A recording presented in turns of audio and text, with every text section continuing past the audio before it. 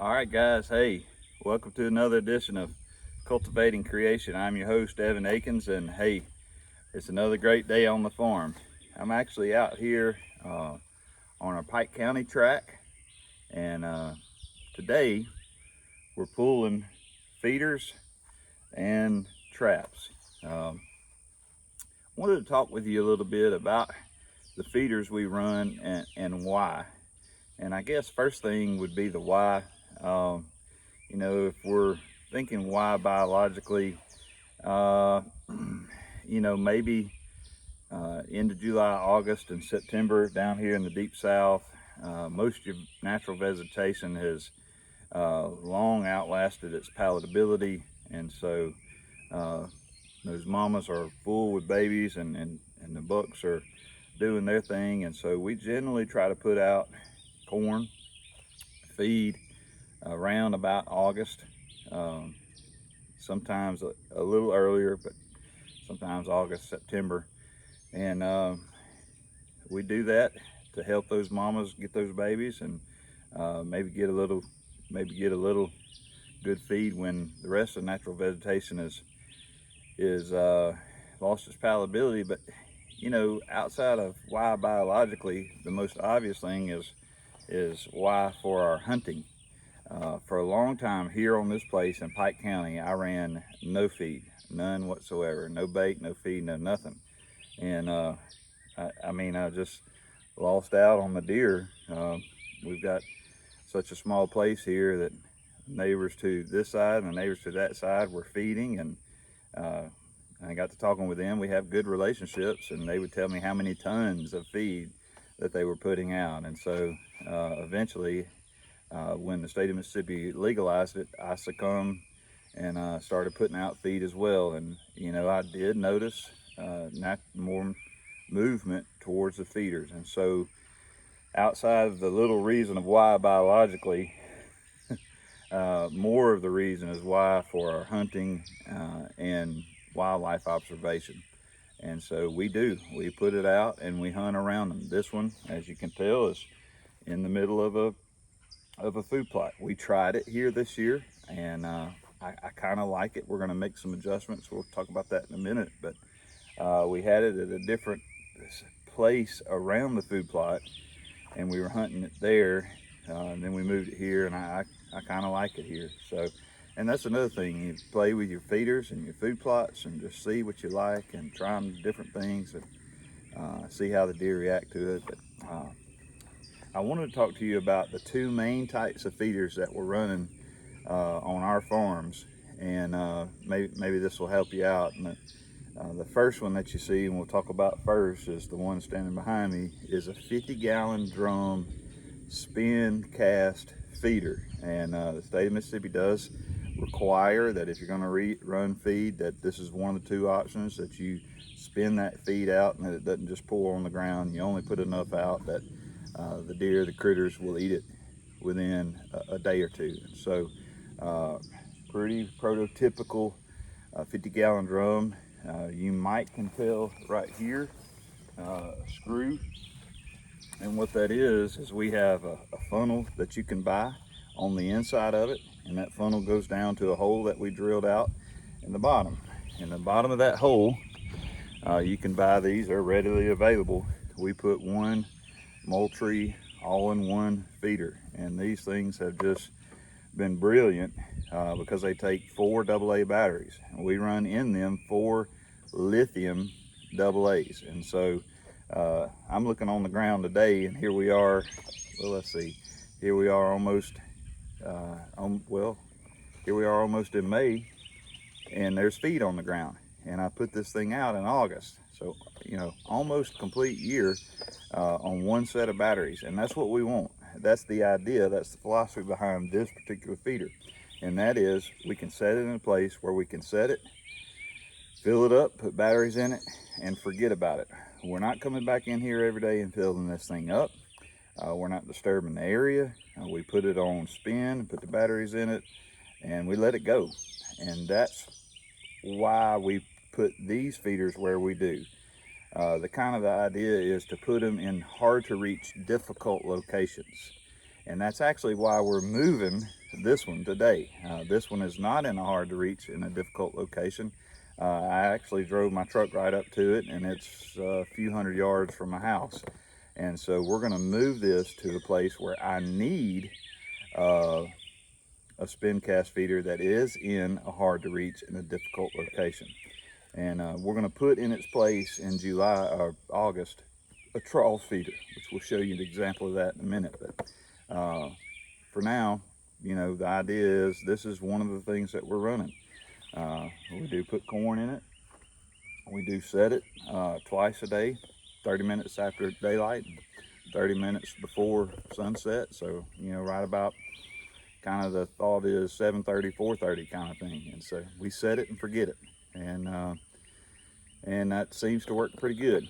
Another thing that we do in August, we'll put a camera over it. So the only reason that we're coming in here, if we're coming in here, is to change cards. And on some of these, a really good idea, kind of set it, forget it, is fill it up with feed corn, put the batteries in, set it to spin, and put a cellular camera on it, and don't ever come back. And that seems to work really well. But this is the one of two types of feeders that we're running. I hope this gives you some ideas. All of these parts are readily available, and trial and error through the years, this is what we use. Now with this, we're also going to use a trap, and we talked about that for two reasons. One, that they can get to this and spin it out, but we keep that trap where we keep the numbers low, so where most of the time they don't, and the ones that do get trapped. So and we're doing two things there. We're helping out our turkeys, and we're saving our corn. So again, I hope this helps you out. I hope this gives you some things to think about. This is one of the two types, 50-gallon drum, spin cast feeder, set it and forget it. Okay guys, hey, I wanted to take another little minute to show you the example of a trawl feeder. We're here in the lot on our farm in Pike County, and this is one that we've been working on.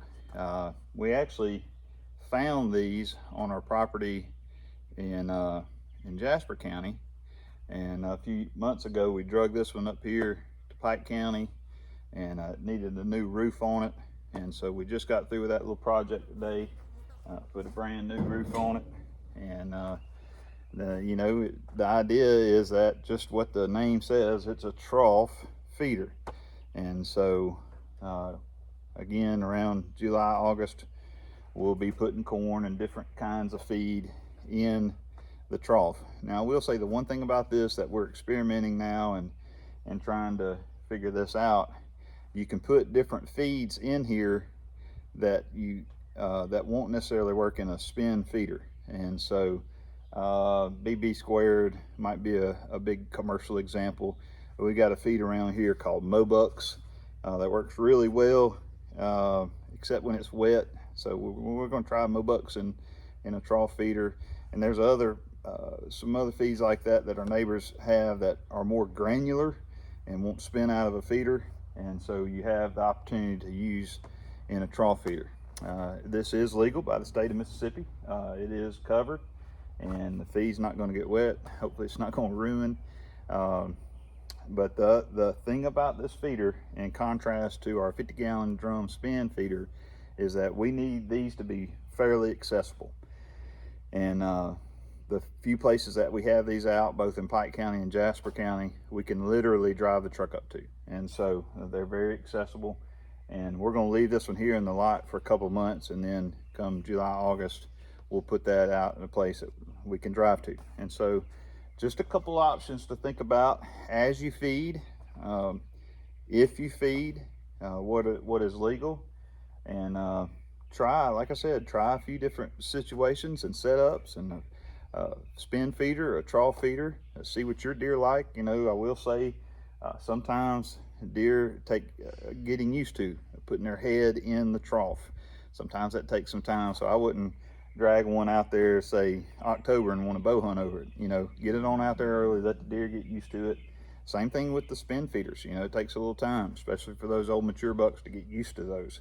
That's why I like the set it and forget it idea, and get that human scent out of there. Next time you come back, have a bow or rifle in your hand. But just some thoughts, And hey, stay tuned and we'll share a word of devotion. Thank you for joining us this time of Cultivating Creation. Always something to do on the farm. Here we are into April, 1st of May, and we're working on feeders and changing feeders. Always something to do and enjoying God's great creation. Okay guys, hey, what'd you think about those two videos? Hopefully you've begun to think about feeding and baiting, and maybe what you should or maybe what you shouldn't do on your place. Maybe the kind of feeders that you could use, different feeders for different types, different things like that. Again, you know, it's kind of off season and we're kind of doing a few things and thought you might enjoy that.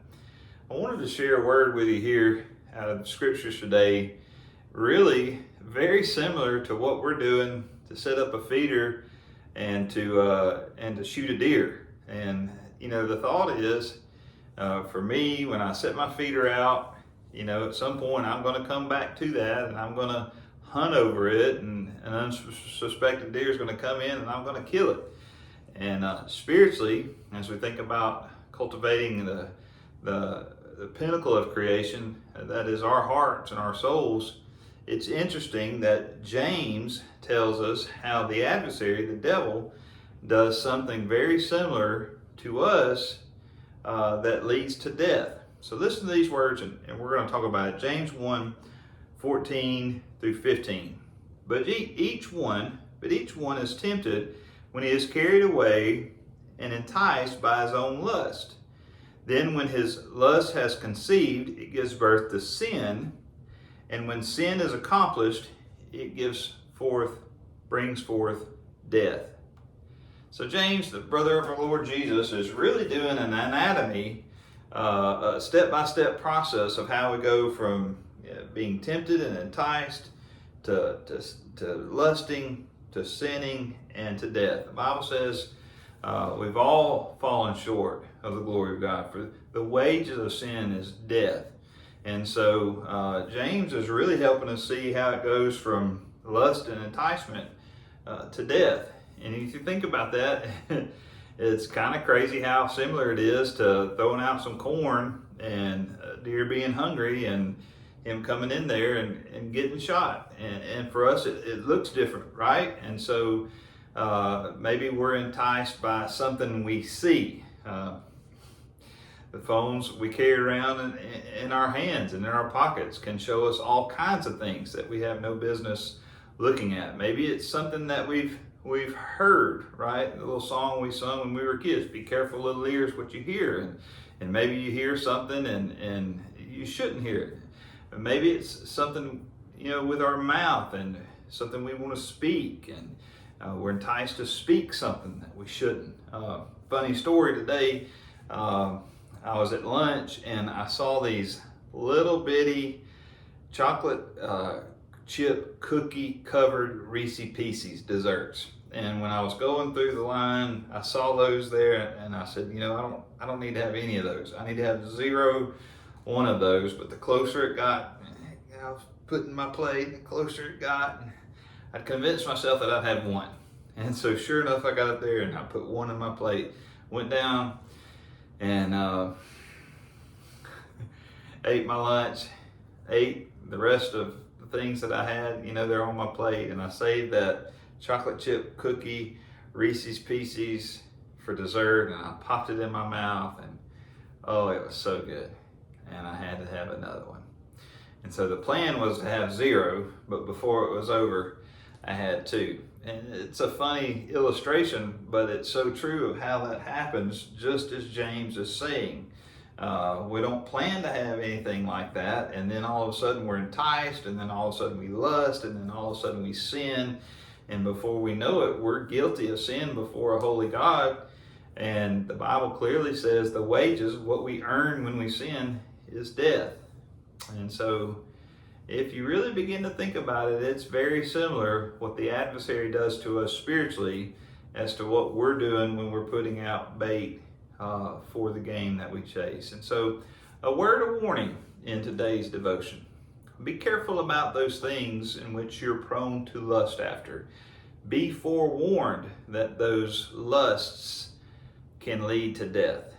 And when you're tempted, pray and ask the Lord to guard your heart. Pray and ask the Lord for that way out. The Bible tells us that we're not tempted unless there's a way out. And so pray and ask the Lord that He would show you the way out. Guard your heart, guard your eyes, your ears, your mouth, guard your temple, your body. And we talk from time to time about the greatest level of creation is us. We are the pinnacle of creation. And so what are we doing?